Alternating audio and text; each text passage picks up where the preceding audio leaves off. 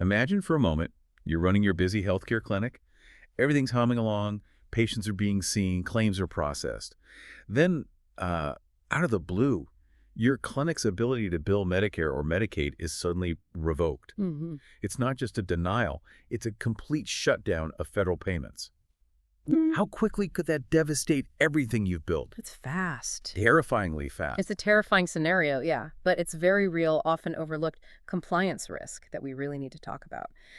The world of healthcare credentialing is complex, and today we're diving into something absolutely vital that can, well, blindside even the most diligent practices: Mhm. federal exclusion lists. It's true. And what's truly fascinating here, or maybe concerning, is how often clinics, especially the smaller ones, are completely unaware of the full scope and the continuous nature of these regulations until a problem actually surfaces. Right. It's a classic case of what you don't know can hurt you, and in healthcare, it can inflict severe, even existential damage. Our goal for this deep dive is really to arm you with the precise knowledge to prevent that kind of crisis from ever reaching your doorstep. That's a powerful way to put it. Existential. And building on that, our mission today is clear. We're going to give you a clear, concise, and comprehensive understanding of what these federal exclusion lists are, why they matter so profoundly to your healthcare practice, the severe consequences of noncompliance, and most importantly, concrete, actionable strategies that clinics, well, you must take for mandatory proactive monitoring to safeguard your billing and compliance. This isn't just about navigating paperwork. It's about protecting the very core of your operation. Exactly. Okay, so to begin, let's define these crucial lists. You absolutely need to know two primary federal exclusion lists. First up, we have SAM.gov. That stands for the System for Award Management, overseen by the U.S. General Services Administration, or GSA. Right, the GSA one. And then there's the HHS Office of Inspector Generals, or OIG's, list of excluded individuals and entities, commonly known as the LIE. The LAE. Yep. And these lists are far more than just bureaucratic hurdles. They represent vital sanctions imposed by various federal agencies with one core purpose: to stop federal payments from flowing to individuals or firms identified as, bad actors. Okay. We're talking about those involved in fraud, abuse, drug crimes, or other serious misconduct. When someone lands on one of these lists, it's a pretty definitive signal that they are no longer eligible to receive federal funds, period. Got it. Now, understanding the distinction between SAM.gov and the OIG LEE is important, but what's maybe even more critical is their overlap. The HHS OIG LEE is quite specific. It targets healthcare providers who have been barred from Medicare, Medicaid, and other federal health programs.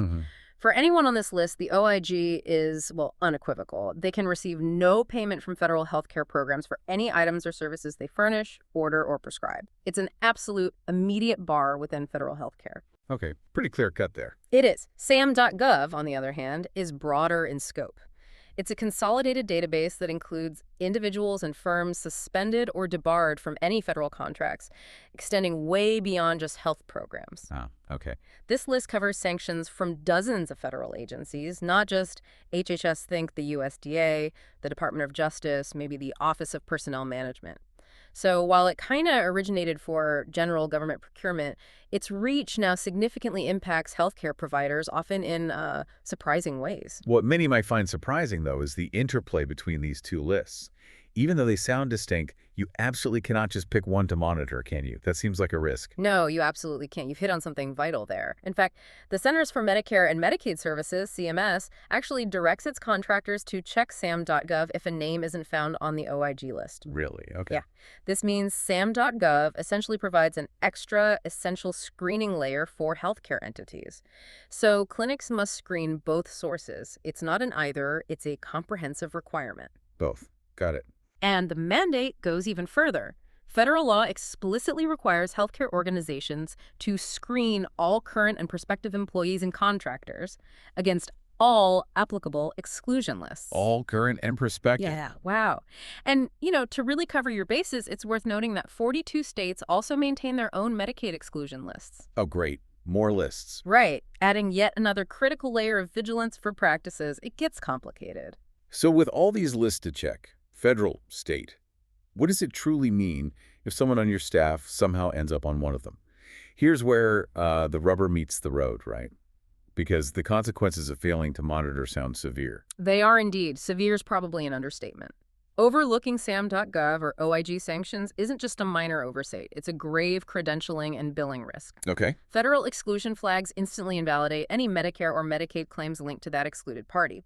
The OIG puts it plainly, federal exclusion flags can halt reimbursements. Providers screened out by SAM.gov or HHS OIG lose eligibility for Medicare Medicaid payments. Halt reimbursement. Exactly. And to amplify that, CMS rules actually require revoking the billing privileges for clinics that employ any OIG or Medicaid-barred provider. Any single one. Any single one. In practical terms, even one exclusion hit can effectively pull the plug on all Medicare or Medicaid payments to your entire practice. Wow. Okay, that's huge. It is. And this prohibition isn't just about direct billing either. Excluded individuals may not bill the federal healthcare programs directly or indirectly. Indirectly, too. What does that mean exactly? It means that even if they're working as, say, a contractor or maybe even a volunteer, if their services are linked to a claim, that claim cannot generate payment from federal programs. And it goes even further. Services that might seem like private pay, if provided by an excluded individual, can still lead to non-reimbursement for subsequent federal claims. Think of prescriptions or orders they might issue that lead to a federal claim down the line. Ah, okay, so it taints future claims, too. Precisely. Any claim that can be traced back, even indirectly, to an excluded person is simply not allowed for federal reimbursement.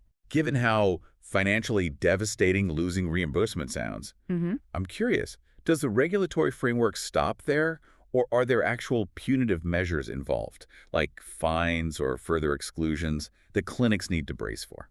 That's a crucial question, and the answer is yes, absolutely. The financial penalties are far-reaching, and they can be substantial. Okay. Clinics can face thousands of dollars in fines. Specifically, the law allows for civil monetary penalties, CMPs, up to $10,000. $10,000. Per claimed item or service provided by an excluded person. Per claim line, basically. Marked down item. Yes. And to add insult to injury, false claims penalties can potentially triple that amount in play. And critically, any payment made to an excluded party, whether it's salary, benefits, contractor fees, may trigger additional fines and mandatory repayment of those funds. Repayment, too. Ouch. I just right. And it doesn't stop there. State and federal agencies can take the drastic step of excluding the entire practice from federal programs if systemic violations are found. The whole practice. The whole practice. Imagine what that means for your entire operation. This isn't theoretical either. We've seen real-world impacts. There's a prime credential case study, for example, that described a small outpatient clinic. They suddenly lost their Medicare billing. A routine claim denial was the first indicator. Just a denial flagged it. Yep. And it revealed that a part-time therapist they employed was on a federal exclusion list. For PT, OT, or SLP practices that heavily rely on government payers, this risk isn't just severe, it's truly existential. Existential. Here's that word again. It fits. This isn't just about avoiding a best practice recommendation. It is a fundamental federal compliance requirement. That really drives home the severity. It underscores that this isn't an optional checklist item, which naturally raises the important question. What can you actually do to protect your clinic from these devastating risks? It sounds like proactive measures are absolutely non-negotiable. They absolutely are. And the good news is that there are clear, mandated steps you can take. To protect your clinic, you must institute a formal exclusion screening process. Okay, formal process. Yes. And the Centers for Medicare and Medicaid Services, CMS, actually mandates monthly checks of all applicable exclusion sources. Monthly. This isn't a suggestion, it's a hard requirement. Monthly, not annually. Correct. A practical regimen involves setting up calendar reminders or, automated alerts to query SAM.gov and the OIG's LEI each and every month. This monthly cadence is crucial because, and this is where the real insight lies, I think, compliance isn't a snapshot, it's a continuous video. Good analogy. An individual might be perfectly clear today, but due to an administrative action completely unrelated to your clinic, they could appear on an exclusion list next week. Right. The insight here is that past compliance offers zero protection for future liabilities if your monitoring isn't dynamic and monthly, so annual or one-time checks are not enough. They just don't cut it. This brings up a critical point about scope then. Many might assume it's just the licensed professionals, the therapists, the doctors. But who actually needs to be screened for these lists, and why is that often a blind spot for clinics? That's a fantastic question, and it's precisely where many clinics stumble. The answer is far broader than most realize. You need to screen everyone. Everyone. Pretty much. It means every provider, staff member, contractor, and owner. The OIG guidance stresses that you must not employ or bill for any excluded individual or entity. So, yes, it includes your credentialed therapist, but also your non-clinical staff who touch patient care in some way. Like who? Like billers or assistants, maybe even front desk staff involved in scheduling or intake related to federal program patients. Think of someone like, let's call her Mrs. Henderson, your beloved, longtime front desk receptionist who's excellent with patients. If she somehow ends up on an exclusion list. Unlikely, but possible. Right, unlikely, but if it happened, even her indirect connection to a billable service like her scheduling an appointment that leads to a Medicare claim could potentially taint the entire claim. Wow. And don't forget, part-time, per diem, and volunteer staff linked to claims. It's a really wide net, catching way more than just the clinical staff. That's broader than I think most people realize. I agree. Next, you need to cover all lists. That means SAM.gov, the HHS OIG LIE, and all relevant state Medicaid exclusion lists. As we mentioned, 42 states, which translates to 44 total lists, because some states have more than one published this data. 44 state lists, plus the federal ones. Exactly. Clinics should include any state lists for the states where they do business or where their employees might be licensed or reside. Comprehensive monitoring means checking every source that CMS or state law requires. Okay, so let's say you've done all these checks, month after month, screened everyone, checked all the lists, and hopefully found no one. Is that enough? What's the final piece of this protective puzzle? The final, absolutely critical piece is to document every check. You must save dated records of each search. Proof. Proof is key. Absolutely. If CMS or an auditor ever comes calling, you'll need undeniable proof that you regularly performed these checks and found no matches. This meticulously documented trail of clearances, whether it's screenshots saved somewhere, reports from software, maybe logs, is your primary defense against that civil monetary penalty liability we talked about. Right, the CMPs. Without that documentation, you might have done the work, but you can't prove it, which leaves you incredibly vulnerable. Makes sense. Document everything. Lastly, use available tools. Look, free methods certainly exist, like SAM.gov's public search and the OIG's exclusion lookup tool online. Right, you can do it manually. You can, but these require significant diligence and manual effort each month, which, let's be honest, can be prone to human error or just getting pushed aside when things get busy. For efficiency and, frankly, peace of mind, many clinics consider credentialing software or services. These tools can automatically scan all federal and state lists and alert you to potential matches. For practices specializing in PT, OT, and SLP, some services, like Prime Credential, are specifically designed to handle this comprehensive screening. So using technology can really help streamline this and reduce risk. Definitely. It automates a mandatory but tedious process. Okay, so routine documented screening isn't just a suggestion. It's clearly an operational necessity, almost like a practical insurance policy that catches issues early and keeps your credentialing and billing on track. As the OIG reminds us, regular screening protects reimbursement. Protects reimbursement. Practical steps include monthly database checks of SAM.gov, OIG LEE, and state lists, and immediately flagging any match to stop billing. Seems pretty clear. Indeed. And that leads to the next logical question, what if? If, despite all your proactive efforts, a monthly check does return a match, you need to take immediate decisive action. Right. What's step one? First and foremost, cease any billing for that person immediately. Stop everything related to federal claims for them. You absolutely must remove them from any federally funded services. Continuing to bill for them, even for just a day after discovery, can escalate the penalties significantly. Stop the billing.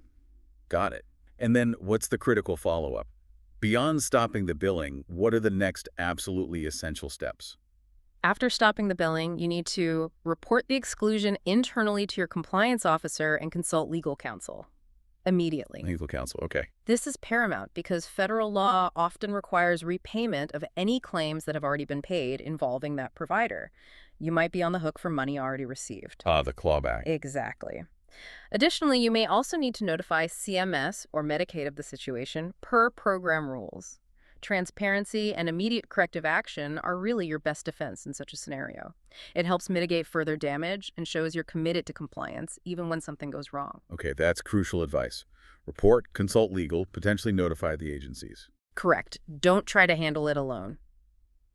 So we've taken a pretty deep dive here into why understanding and actively monitoring SAM.gov and OIG exclusion lists isn't just good practice, it's a federal mandate with truly serious financial and operational consequences if overlooked.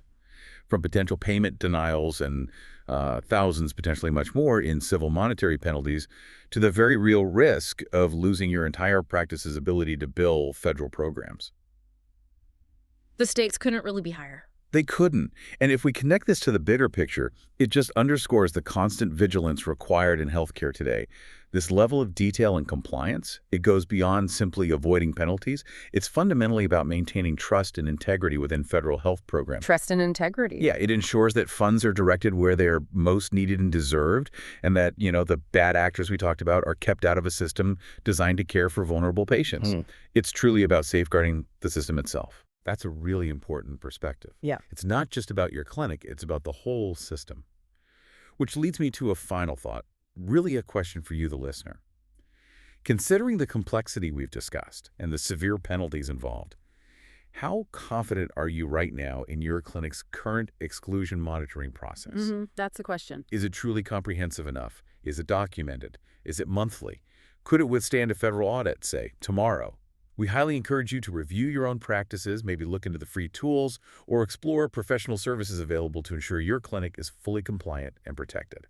Thanks for joining us for this deep dive.